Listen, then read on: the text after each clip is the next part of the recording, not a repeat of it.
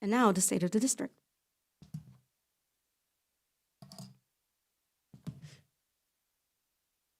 Starting off with our 6 core values, they have not changed since my tenure here. So they have stayed the same. The inclusivity, promoting excellence and accomplishments, safe and nurturing environment, qualified and effective professionals, innovative instruction, programs, and learning opportunities, open, honest, and effective two-way communication, and that all hovers over making sure we are fiscally responsible in planning. Enrollment and attendance will be our first one that we will look through. What you will see here is projections. As of right now, 2024 school year, we are at 618 children from kindergarten to 8th grade. That was an increase of 36 students. Last year, we had 582. There was a projection for this year of 582. We actually have 618. And the projections for the following years are there. Again, they're just projections. As you can tell, last year we said 582, we're at 618. So hopefully we go in that trend of increasing. This here shows with our preschool, and we are at 701 with our preschool. The rest show where we have been in the past. I know this is a lot of lines here. Look at the red and the orange lines. The red line is the current year. The orange line is school year 26, which is where our strategic plan goes. And so you will see here the enrollment projections of each grade level. Where we are now obviously shows an increase, a larger number of our students, saying that our kindergarten will drop in 26, our first grader will drop, our second, and then third grade will go up, fourth goes down, fifth goes up, sixth down, seventh down, and eighth down. These are just projections again. Our demographics have not changed at all. They are pretty much the same percentages as the year in the past. But I do want to point out that 76.6% of our district are children of color, and 23.3% are white children. So this is just our demographics of our district. Our special ed population is at 23%, pretty stable with the state overall. We've been in the 20s regarding our special ed enrollment. This is our least restricted environment. I'm going to show you this year. If you look at this year, on the one on the left is the district, and the one on the right is the state. On the top, you'll see the most restrictive environment versus least restrictive. You want to have that teal color a lot more than you do the orange or the darker blue. And as you see, we're kind of head on with the state when it comes to most to least restricted. When we're talking about most and least restricted, for our orange components, they have separate facilities. Most of our children there are out of our district, not all of them though. And then if you look down to our blue, that's about 40% of the time that they are least restricted. And so that, just to give you an idea of the percentages there. Overall, for our emergent bilinguals, in comparison to the state, we're at 8.4%. At the state is at 14.6%. We do have a pretty low number. This is going to show you the attendance for Q1. And so if we look at this, this is based on grade level. The nice part about seeing this is that the green that you see there of where we are currently is higher than the past years. So we do want to continue to see our attendance going up. And then the same is true for our third, fourth, and fifth graders, where our attendance is going up. And the same is true for our sixth, seventh, and eighth graders, where attendance is going up.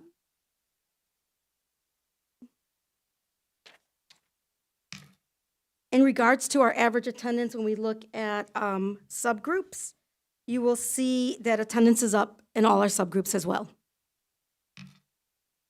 And our highest with our white students at 98%, just to point that out. I'm going to go into absence and tardies. When we look at our absence and tardies, this is for grade level. It's our first graders that have the most absences at 31%. But you will also see on the bottom, there are some numbers under there. 26 is the number of students in regards to absence, but there are a total of 85 first graders, just so you have an idea. And then last year, around the same time, we had about 22% of our students struggling with attendance. This year, we're at 18%. So we want to go down. When we look at our subgroups, we see that our Black students are the most who are absent, but keep in mind, they are our majority group as well, too, when it comes to the district. And then after that is our Latino group. And the numbers on the bottom will tell you. So if you look at our Black population, 63 of our students, and there are 289 total. Yes, Mr. Rummel. So just a real quick question. So to be clear, the percentages are the percentage of the total population, not of the subgroup. The total population of that subgroup. So the entire district, all of our Black students. Does that make sense? So we're comparing Black students who are not coming to school with Black students who are coming to school. You got it. Got it. Thank you. Yes.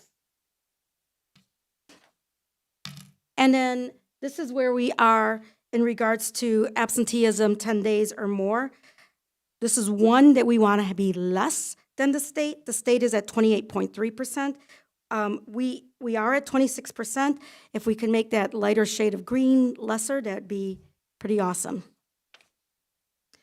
And now our tardies. If we look at our tardies, you will see that our fourth graders have the most tardies at 44%. And I will add, anytime I'm leaving Field Stevenson, there are cars dropping off children past 8:10. It is really important that we get our children on time because we start school and they're missing out on the beginning of school. And if they're showing up after 8:10, they're at their lockers, they're getting ready, and session has already started. So just letting you know that. And then after that, you will see our first graders are next after our fourth graders. And then overall, tardies, 30% of our district is tardy. That's a large percentage. So they are currently struggling to get to school on time. My thought process on that is perhaps we need to change the start time to a later time so that we could get our children to have fuller school day. But I don't know if that's going to happen as of right now. That's a discussion. Yes, Mr. Is there a Lyons. breakdown of this is parents dropping kids off, or is it kids that are missing the buses? Oh, no, our buses, our children on our bus are fine. Yeah. No, I mean, go ahead. missing to get to a bus Oh. stop and not being able to get on a bus. I will try to get that percentage for you of our children who are missing to get on the bus. But from what I see when I walk out, it looks like drop-off from caregivers. That's what I see too. I hang out, I drop my kid off, and then I'm curious to see. There is a lot of activity, 8:08, 8:09, 8:12. Like it feels like a caregiver It goes all the way to thing me. 8:30. Yeah, I haven't stayed that late, but I've definitely seen, yeah. Mr. Brooks? Is some of that have to do with parents who have multiple children in a district? It could. Yeah, I We don't have data. yeah, we don't have data. I do want to start asking that because I want to start supporting our parents and how do we support you to get our children on time? So, Mr. Rummel? I was just going to say, I know last year we brought the buses back, and it seems like that's helped some. So maybe it's just tweaking that. But I Ms. think Tyler? that's a good question, but I mean, the distance between our buildings is less than a mile, right? It is. Like, at least if we use middle/field as the central place, Garfield, I mean, that light at Roosevelt is tough. It's long. So I don't know. It's a good question. I will say that since we all start at the same time, and let's just say you have only two children, and you're dropping off one at a primary and you're trying to take the other, our primary, you could see most of them are getting there on time versus our intermediate. So a parent may be dropping off their child there, running to take them there, and all of a sudden now they're tardy. Yeah. That's why I'm saying we may need to consider the time. have we looked to say, okay, what kids specifically, what kids are tardy more often than Our not and talk frequent to the flyers? parents? And yeah, have we talked to the frequent flyer parents and just said, hey, what's happening? Believe me, our principals are speaking with them. They do get letters as well. And then our teachers are to make sure they're coming. I'm going to move on. We just did that. To kids. And so kids is our kindergarten individual development survey. If you look here, this is the survey or like the assessment that our students who are in preschool going into kindergarten take, just to understand that. And so the very first one is just in regards to how they regulate their own learning. And so you'll see it as alt-reg. The second one is their social emotional development, and that's looking at like relationships. It's looking at social interactions. The next one's on literacy and language. So you'll see like phonics awareness. You will see letter knowledge, comprehension of age-appropriate text. And then math, which is cognition, including math and science. So classification, number sense, shapes. So just in case you're looking for those different domains that are part of this survey. And so if you look at our fall data, the top is last year, the bottom is this year. The nice thing you could see from state to district, we're higher than the state, and that's from this year. If you look from last year to this year, we also have increased.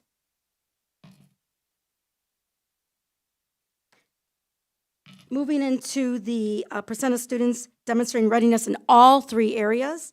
So you will see here, I do want to point out, like some of these are not a lot of children. So let me just point out like the Latino one. Last year, we only had 2 out of 13. So you get 15.4%. This year, we have 3 out of 7, which is 42.9%.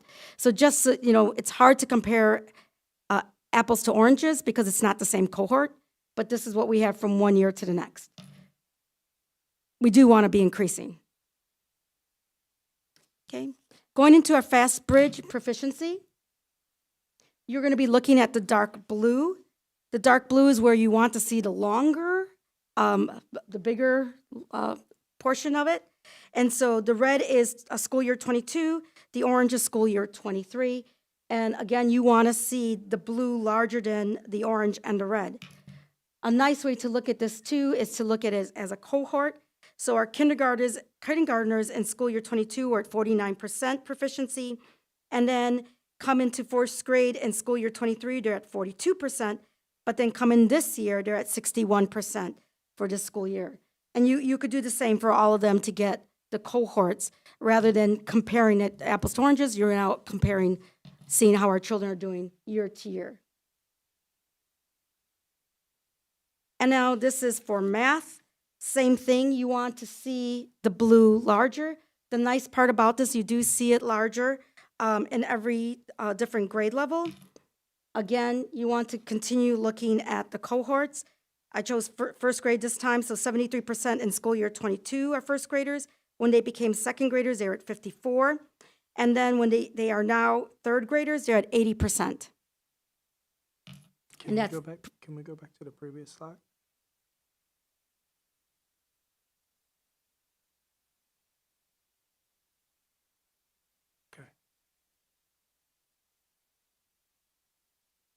Okay, I'm going to go into our growth data.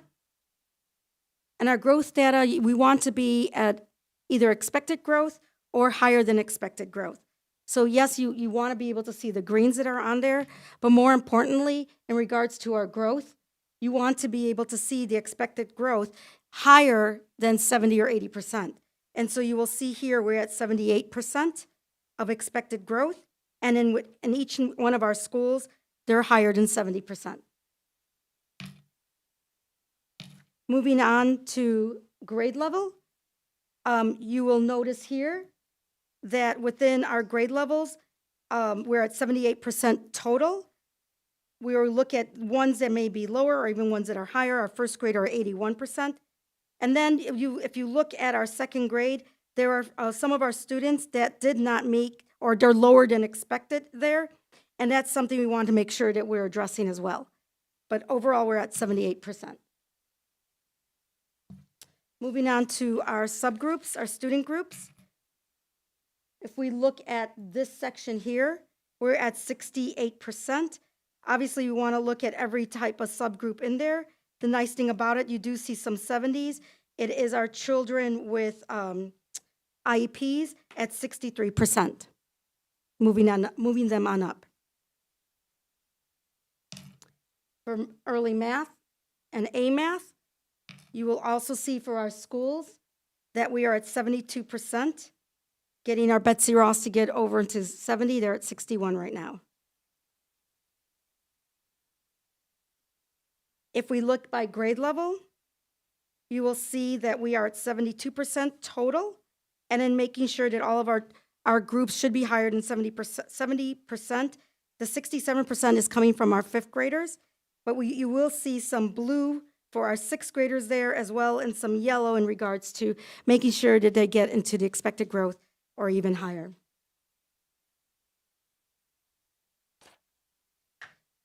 Early math and A math with subgroups. We look at this section here, we're at 66%. Our emergent bilingual students are at 60%. We want to bring them up.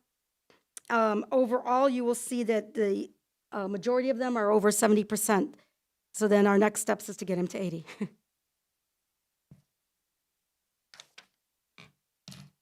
Now our IAR readiness. Looking at our IAR readiness in comparison to the state, you will see that the state right now is at 34.6. We are at 33.1, which is even better than we were last year. And in comparison to the state too, they are also improving. If we look at proficiency in math, we've also increased from 15 to 18. The state is at 26.9 currently. Proficiency in science, we're almost where we were last year, but we're also reaching where the state is, and hopefully we'll surpass that. They're at 51.8. And in comparison with other districts that are similar to us with population, economics, you will see the average of all these schools is at 44%. We're trying to move the orange, which is our district, on up to get us higher. Particularly, we want to be higher than 70 and 80%. At Crete, we are currently at 33. If we look at our subgroups, the green is our district, the yellow is the state. In regards to all of this, you will look at both of these are this year. And so the nice part about this is you see majority of our subgroups are surpassing the state, and our two or more not reaching it as of yet by 4.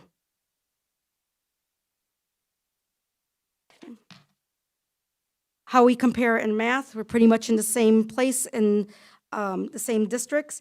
The average there is at 29%, and we're trying to get higher than that. This is just for transparency. We choose schools that are similar to ours. And then in regards to our math for our subgroups, again, we're looking at school year 20, the last year, school year 23, and we want to make sure our green is higher than the orange. And this one here, you will see our black population needs to just move it a little bit more. Our white population surpassed, same as our Latino, and our two or more need just a tidbit more. Going on to our IAR growth. The top is our English language arts. The bottom is our math. What you're looking at here is state to district. The district is, again, green. The state is orange, or like a bright yellow. And so, again, we are kind of inching up with the state and have surpassed in these two subgroups with our white students and our emergent bilingual students who are surpassing the state. Now it's time to get the others to kind of meet up with them as well. For our 5 essentials, when I first got here, we were at very weak in there. Last year, we did have ambitious instruction and the green, and we had 2 browns, which shows us as weak. As we're moving on up to school year 26, I'm enjoying seeing the yellow right now as we move up to the strong. Our collaborative teacher stays the same, and it seems like we kind of evened out in regards to the 4 that are there. I decided, well, before anything, I want to show you like the response rate from last year to this year. So our teacher rate from last year is higher than school year 22, but our parent rate is lower. And so if you look from one year to the next, for Betsy Ross, they kind of stay the same. Betsy Ross has a nice parent contribution all the time, 78.6 to 75.9. But then you'll see Field Stevenson at 83.5% versus 56 last year. 39.2% for Forest Park Middle School to 28, and Garfield 51.5 to 38.3. So the more we get our parents giving us feedback, the better, and that's where the 5 E's come in. I chose these because they were the ones who are showing the weakest. Our collaborative teachers, so even though they are weak, we have grown from last year by 9 points. Particularly collaborative teachers in Forest Park Middle School, they averaged themselves 24 points higher than the year before, but you will see Betsy Ross and Field Stevenson did drop. But we overall are larger than the year before, or increased from the year before. We also have effective leaders as another one that's on here. We did go up by 1 point. Garfield had an increase of 13. And unfortunately, all the rest of our schools went down, which is why we got the +1, allowing our leaders to really grow and make sure we are listening to what is needed. We are moderately organized, inching up to get organized and well organized by school year 26. What were we last year for organized? Was it partially or moderately? I'm going to check. I think it was partially. I do too. Yeah, Okay. I believe it was partially, but we are inching up little by little. Thanks. For PBIS, I want to make sure that I address this. So our schools have been aligning overall.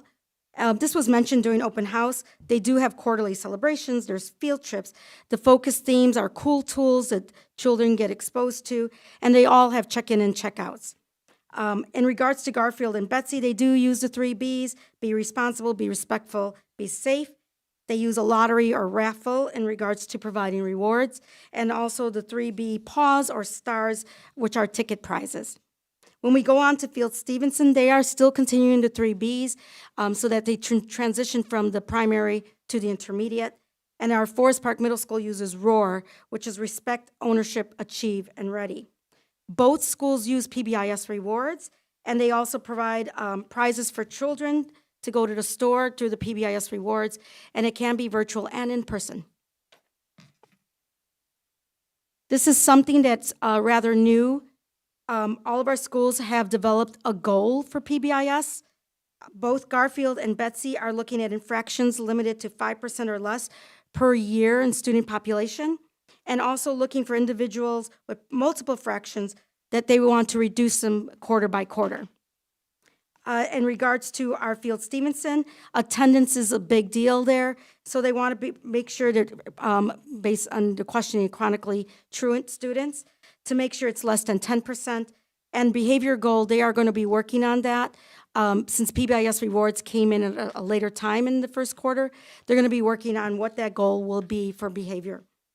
For our goal in Forest Park Middle School, we want to decrease our lunch bunch quarterly. That's a restorative practice time where they sit with Ms. Kabir and make sure that that gets decreased, as well as making sure that every staff member in Forest Park Middle School is aligned with the expectations for our students and for staff. The Equity Journey Continuum, as of right now, does not provide a percentage for a report card. However, it is shown in our report card, and I do know that State of Illinois is looking to see how they will kind of put that in. The nice part about this, our light blue is where we are now in comparison to our dark blue, where we have increased from one year to the next. And I want to just remind everyone about the pie chart of how we are scored as a district. 75% is our academic indicators, and 25% comes from school quality and also student success indicators like the 5Es that I just mentioned. 50% is on growth, and that's ELA and math. And so the more we grow, that 50% comes part of our school report card. If we look at this section here, that is 15%, 7.5 of both ELA and math, which is proficiency. So although we want all our children to be proficient, we also want them to grow. So that's a 7.5% for each of them. And then you will see the 10% for our science proficiency, 5%, and also for emergent bilingual students' progress and proficiency, they get a 5%. The yellow part that you see there, that is 25%, but the biggest chunk is coming from attendance, and that is 20%, whereas the climate survey, or the 5Es, is 5%. So I just want to make sure that everyone kind of sees the pie of how we are rated by district and how the state rates us. And as you could see what designations are, our annual summative designations, starting off, the lowest is comprehensive support. You go into targeted support, commendable, and exemplary. When I came in as superintendent 3 years ago, we had targeted schools, targeted support, and I'm proud to say that we have no schools that are targeted, and we are commendable in each of our schools.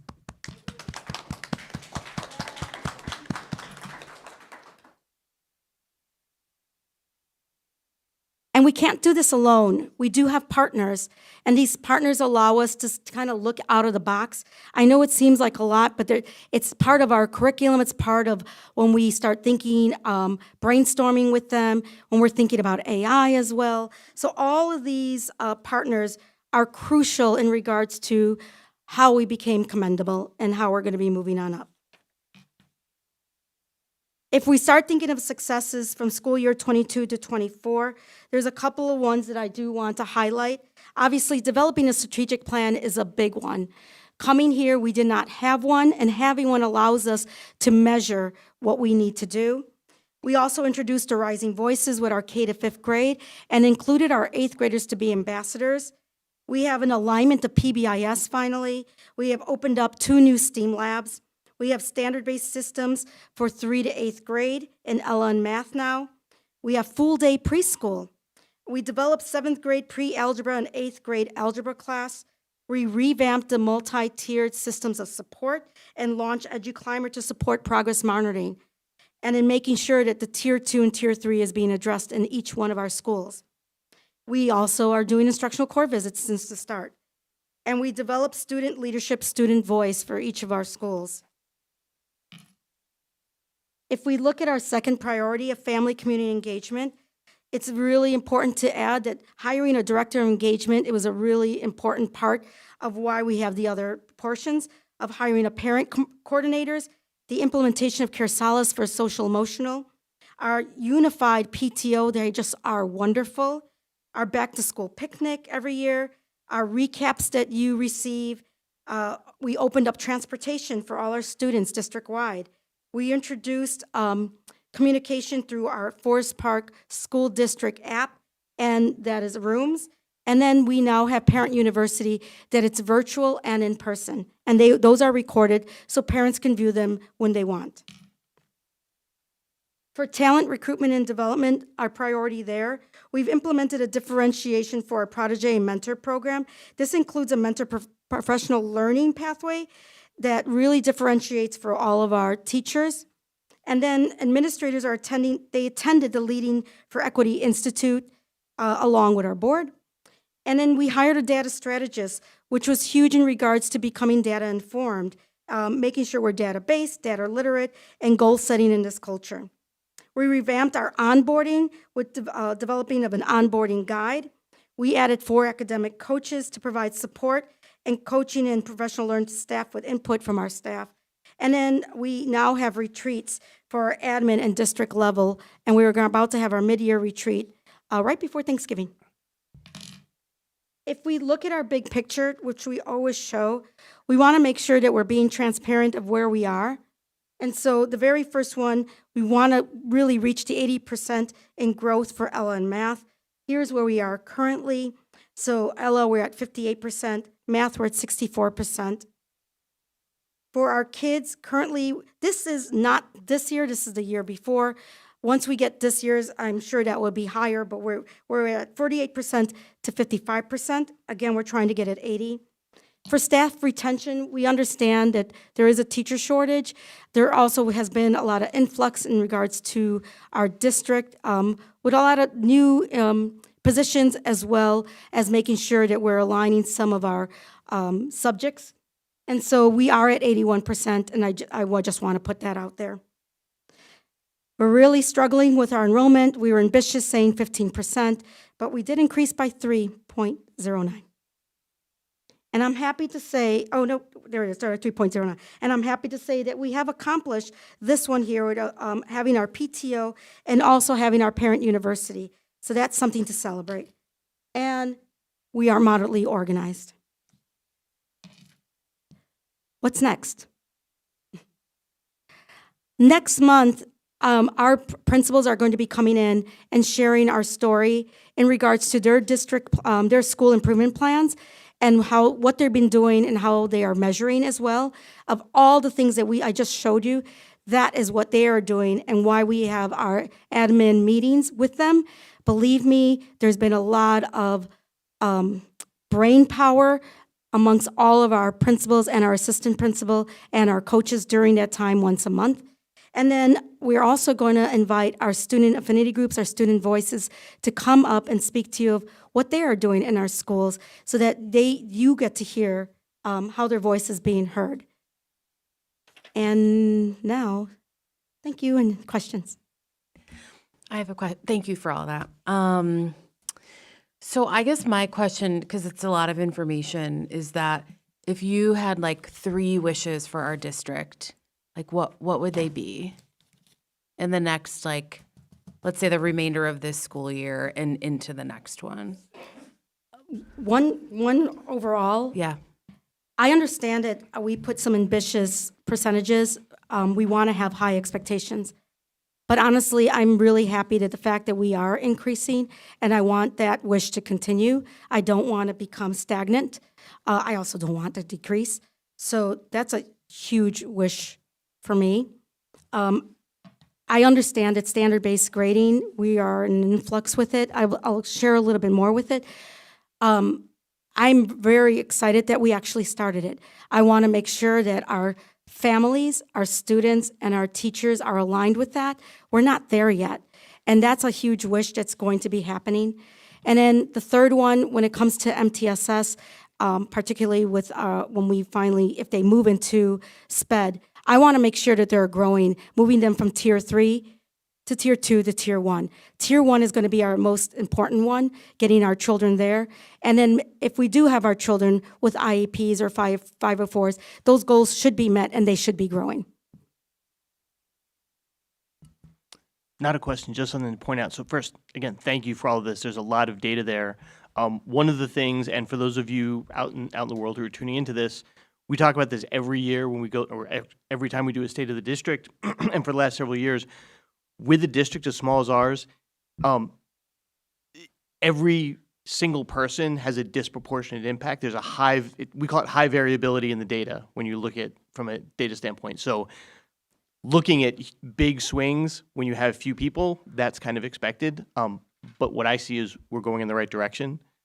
So personally, for me, that's what I see, and I'm very happy with that. And thank you very much for all you've done to contribute to that. Thank you.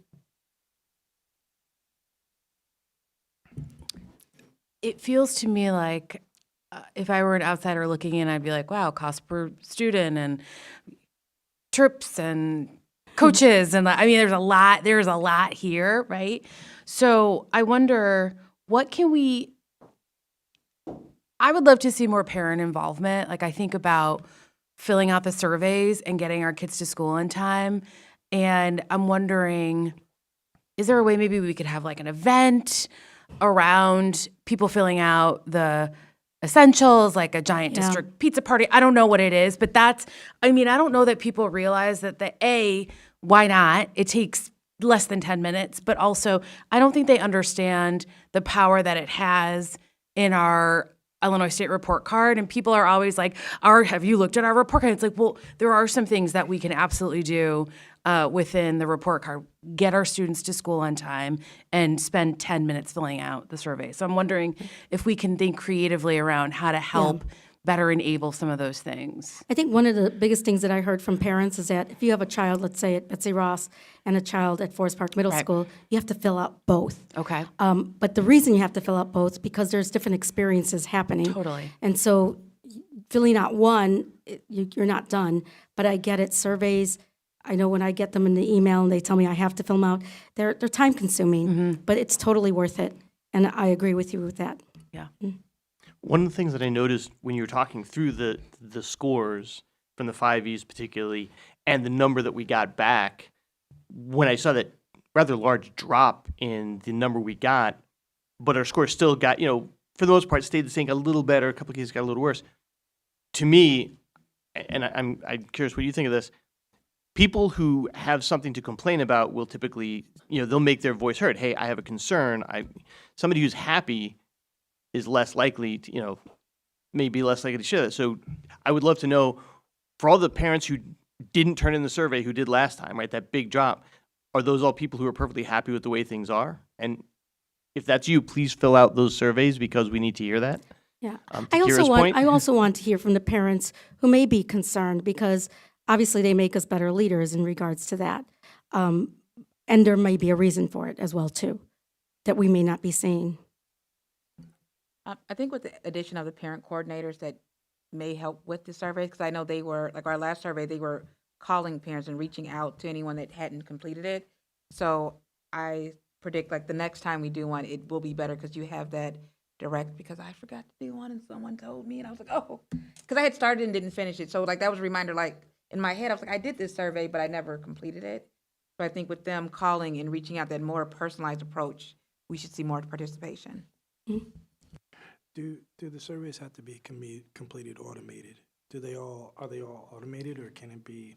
Currently, from what I remember, there was a paper copy, but you still have to put it in the computer. So if a parent gives you the paper, somebody else in the district's going to have to put it in. The question I'm wondering is, would we get a higher interest if it wasn't automated, if it was a paper, or if it was something that you could fill out and turn in, just like when you're checking your child's homework assignment and you sign your name on it? And yes, it would be more work for the district to then convert it over, but would the outcome be worth the work? I'm not sure. Yeah. Can you walk through the process of what happens? When does a student become truant, like around chronic absenteeism, and what happens to let them know that and to try to get them back to establish a regular attendance pattern? Yeah, it starts off with after 3. And In a quarter? yeah, Okay. and so a letter does go out after 5 days. Like once it's 5 days or more, a letter does go out to the parents, and then it continues with 10 and 15. But prior to that as well, the principal is contacting them. We may also do a home visit to find out if everything is okay. We're not doing that to harass or anything. We are totally concerned if our child is doing okay. And so those are the processes that we do to provide. And that's for excused and unexcused absences, right? Or is it Not- just unexcused? Unexcused, yeah. For our excused absences, obviously, there's reasons for that, Yeah. and we have notes. For example, our children right now that may not have turned in their vaccination, we are telling them they can't come to school because the deadline hit. So those are excused, but you have to get vaccination. I do want to shout out this special ed department because they did a huge jump. I believe it's like a 31% to a 48% from one year to the next. And we could not do that without our special ed teachers and our director, Mikhail, who really worked hard last year. So I just want to shout them out on that, as well as our emergent bilinguals. When is the next Fastbridge administration? It's coming up, I believe it's December or January. Oh, thank you. Okay, it's coming up. Thank you, Ms. Huff. So Fastbridge was done twice a year before, right?